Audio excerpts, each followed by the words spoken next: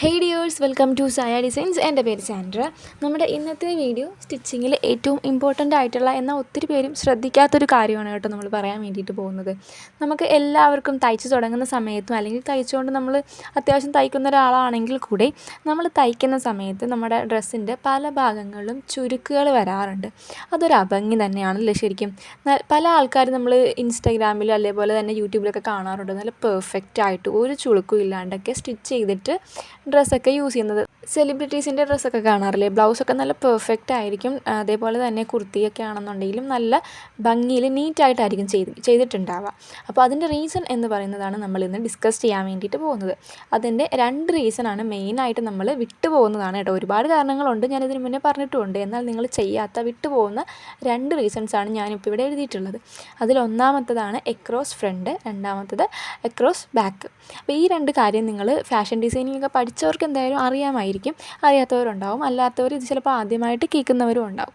അപ്പോൾ ഈ 2 കാര്യങ്ങൾ നമ്മൾ ശ്രദ്ധിക്കേണ്ട ഒന്ന് തന്നെയാണ്. തീർച്ചയായിട്ടും നിങ്ങൾ സ്റ്റിച്ച് ചെയ്യുന്ന സമയത്ത് ഇത് ശ്രദ്ധിക്കുകയാണെന്നുണ്ടെങ്കിൽ നിങ്ങൾക്ക് നല്ല പെർഫെക്റ്റ് ആയിട്ടുള്ള ചുളിക്കുകളൊന്നും വരാത്ത നല്ല നീറ്റായിട്ടുള്ള ഡ്രസ്സ് സ്റ്റിച്ച് ചെയ്തെടുക്കാൻ വേണ്ടിയിട്ട് സാധിക്കും. ഇത് രണ്ടും എന്താണെന്നുള്ളത് ഞാൻ ക്ലിയർ ആയിട്ട് തന്നെ നിങ്ങൾക്ക് പറഞ്ഞു തരാം. പിന്നെ ഒരുപാട് ഞാനിങ്ങനെ ഡെഫിനിഷൻസ് കൊടുക്കാറില്ല കേട്ടോ വീഡിയോസിൽ. ഇതുവരെ ഞാൻ അങ്ങനെ അധികം കൊടുത്തിട്ടില്ല. അപ്പോൾ എനിക്ക് കമൻറ്റ്സ് വരാറുണ്ട് ഡെഫിനിഷൻ കൂടെ പറയാമോ എന്ന്. അപ്പോൾ ഞാൻ അതിൻ്റെ ഇംഗ്ലീഷിലുള്ളൊരു ഡെഫിനിഷനും കൂടെ പറഞ്ഞു തരാം. അപ്പോൾ ഫസ്റ്റ് നമുക്ക് എന്താണ് എക്രോസ് പോയിൻ്റ് എന്ന് ഞാൻ നിങ്ങൾക്ക് മനസ്സിലാക്കി തരാം. നമ്മുടെ ഇതൊരു ഫ്രണ്ട് ബോഡി പാർട്ടാണെന്ന് വിചാരിക്കുക, നമ്മുടെ ഫ്രണ്ട് മുൻഭാഗമാണ്. അപ്പോൾ അവിടെ നിന്ന് നമ്മൾ എടുക്കുന്ന അളവാണ് എക്രോസ് ഫ്രണ്ട്. അത് എവിടെ നിന്നാണ് എടുക്കുന്നതെന്ന് അറിയാമോ?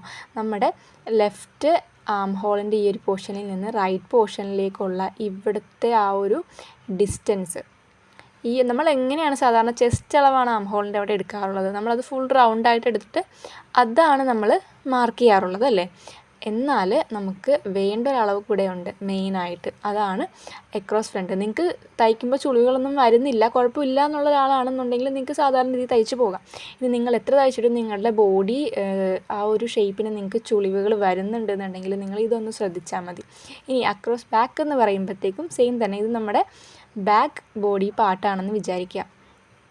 ബാക്ക് ബോഡി പാർട്ടിൻ്റെ നമ്മുടെ ആം ഹോളിൻ്റെ ആ ഒരു പോയിൻറ്റിൽ നിന്ന് മറ്റേ റൈറ്റ് ടു ലെഫ്റ്റ് ആ ഒരു പോയിൻറ്റിലേക്ക് നിങ്ങൾ ടേപ്പ് വെച്ചിട്ട് നന്നായിട്ട് ടൈറ്റ് ചെയ്ത് പിടിച്ചിട്ട് നിങ്ങളുടെ അളവ് നോക്കുക, കറക്റ്റായിട്ടുള്ള ആ ഒരു മെഷർമെൻറ്റ് നോക്കുക.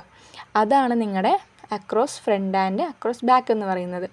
മുമ്പിൽ നിന്ന് എടുക്കുന്നത് ഫ്രണ്ടും ബാക്കിൽ നിന്ന് എടുക്കുന്നത് ബാക്ക് പോർഷനിൽ, നമ്മൾ നോർമലി പറയുന്നത് പോലെ.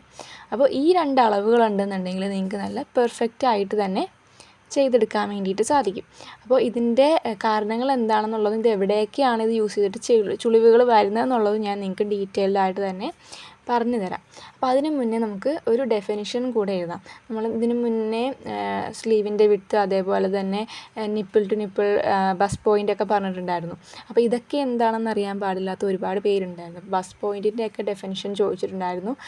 ചെറിയ ചെറിയ കാര്യങ്ങൾക്ക് പോലും ബിഗിനേഴ്സ് ആണെന്നുണ്ടെങ്കിൽ ചില ആൾക്കാർക്ക് ഡൗട്ട് വരാറുണ്ട്. എന്നാലും അത് കറക്റ്റ് അതിൻ്റെ ഒരു ഡെഫിനിഷൻ എന്താണെന്നുള്ളത്.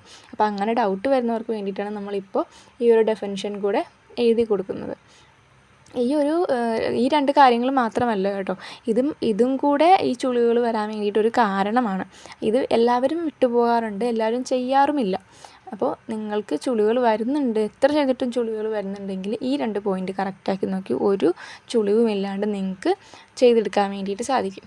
അപ്പോൾ നമുക്കിതിൻ്റെ ഡെഫിനിഷൻ കൂടെ നോക്കാം കേട്ടോ. അതാണ് ഞാനിവിടെ എഴുതുന്നത്. മലയാളത്തിൽ എഴുതിയിട്ടില്ല, ഇംഗ്ലീഷിലാണ്. ഞാൻ മലയാളത്തിൽ പറഞ്ഞു തന്നല്ലോ, അതുകൊണ്ട് ഞാൻ മലയാളത്തിൽ ഡെഫിനിഷൻ എഴുതിയിട്ടില്ല. സംഭവം ഇതാണ്: നമ്മുടെ ആം ഹോളിൻ്റെ 2 ആം ഹോളിൻ്റെയും താഴ്ഭാഗത്തേക്കുള്ള ഫ്രണ്ടിൽ നിന്നും ബാക്കിൽ നിന്നും എടുക്കുക. നന്നായിട്ട് കറക്റ്റായിട്ടുള്ള ഒരളവാണ് നിങ്ങൾ എടുക്കേണ്ടത്, മനസ്സിലായോ? എന്നിട്ട് അതിൻ്റെ കൂടെ നിങ്ങൾക്ക് സീം ആഡ് ചെയ്യുക. ഷേപ്പ് ചെയ്യുന്ന സമയത്ത് നിങ്ങൾ കറക്റ്റായിട്ട് ആ ഒരു അളവിലാണ് നമ്മൾ ഷേപ്പ് ചെയ്ത് കൊടുക്കുക. അപ്പോഴാണ് നമുക്ക് നന്നായിട്ട് ഫിറ്റായിട്ട് തന്നെ ഇരിക്കുക, അപ്പോൾ ചുളിവുകൾ വരില്ലല്ലോ. അപ്പോൾ ഡെഫിനിഷൻ ഇതാണ്: എ മെഷർമെൻറ്റ് ടേക്കൺ ഹൊറിസോണ്ടലി. നമ്മൾ ഹൊറിസോണ്ടലി എടുക്കുന്ന മെഷർമെൻറ്റാണ്. എവിടെയാണ്? എക്രോസ് ദ ഗാർമെൻറ്റ് മെറ്റീരിയലിൽ നമ്മൾ ഹൊറിസോണ്ടലി എടുക്കുന്നതാണ്. Specifically from the 1 arm hole edge, അതായത് നമ്മുടെ ഒരു ആം ഹോളിൻ്റെ എഡ്ജിൽ നിന്ന് നമ്മൾ ഹൊറിസോണ്ടലി എടുക്കുന്നതാണ് ഈ അളവെന്ന് പറയുന്നത്. 1 arm hole edge to other at a specified point below the shoulder or the neck line. അപ്പോൾ ഇതാണ് നമ്മുടെ അക്രോസ് ഫ്രണ്ട് അല്ലെങ്കിൽ അക്രോസ് ബാക്കിൻ്റെ ആ ഒരു അളവെടുക്കുന്നതിൻ്റെ ഡെഫിനിഷൻ എന്ന് പറയുന്നത്. മനസ്സിലാകാത്തവർക്ക് ക്ലിയർ ആയിട്ടുണ്ടാവും എന്ന് വിചാരിക്കുന്നു. ഇത് നിങ്ങൾക്ക് കാണാൻ പറ്റുന്നുണ്ടെന്നാണ് എനിക്ക് തോന്നുന്നത്. നല്ല ക്ലിയർ ആയിട്ട് തന്നെ അത്യാവശ്യം കാണാമല്ലോ. പിന്നെ എൻ്റെ ഹാൻഡ് റൈറ്റിംഗ് കുറച്ച് ചെറുതാണ്. അപ്പോൾ എന്തെങ്കിലും ഡൗട്ട് ഉണ്ടെങ്കിൽ കമൻറ്റ് ചെയ്താൽ മതി.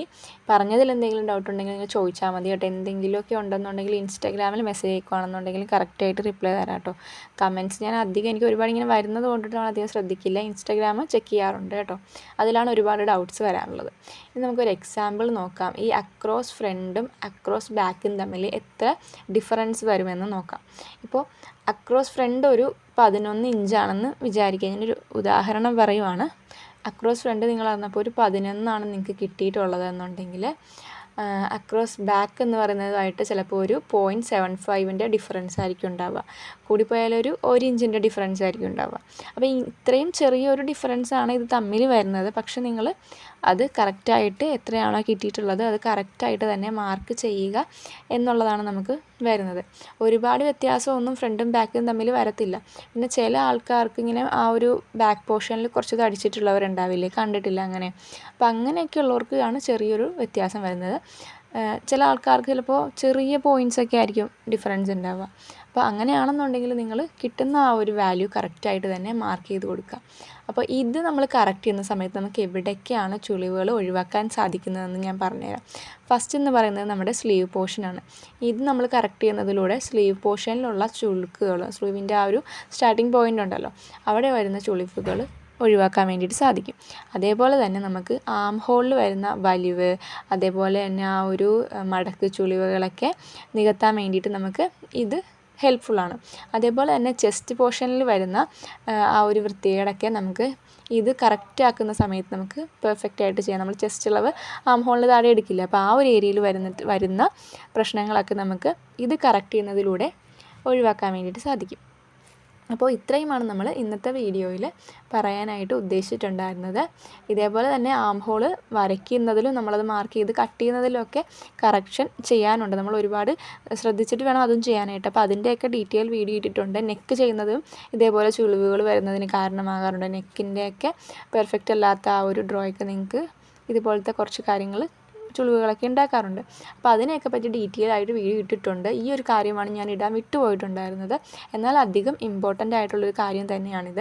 അപ്പോൾ അതാണ് നമ്മൾ ഇന്ന് ചെയ്തിട്ടുള്ളത്. അപ്പോൾ നമ്മുടെ ഇന്നത്തെ വീഡിയോയിൽ ഇത്രയുമാണ് കേട്ടോ ഉള്ളത്. അപ്പോൾ എന്തെങ്കിലും ഡൗട്ടും കാര്യങ്ങളും ഉണ്ടെന്നുണ്ടെങ്കിൽ നിങ്ങൾ കമൻറ്റിലൂടെ അറിയിക്കുക, അല്ലെങ്കിൽ മെസ്സേജ് ചെയ്യാവുന്നതാണ്. സായ ഡിസൈൻസ് എന്ന് തന്നെയാണ് ഇൻസ്റ്റാഗ്രാം ID വരുന്നത്. പിന്നെ നമ്മൾ ഒരുപാട് യൂസ്ഫുൾ വീഡിയോ ഇട്ടിട്ടുണ്ട്, കണ്ടു നോക്കുക. സബ്സ്ക്രൈബ് ചെയ്യാൻ മറക്കല്ലേ കേട്ടോ.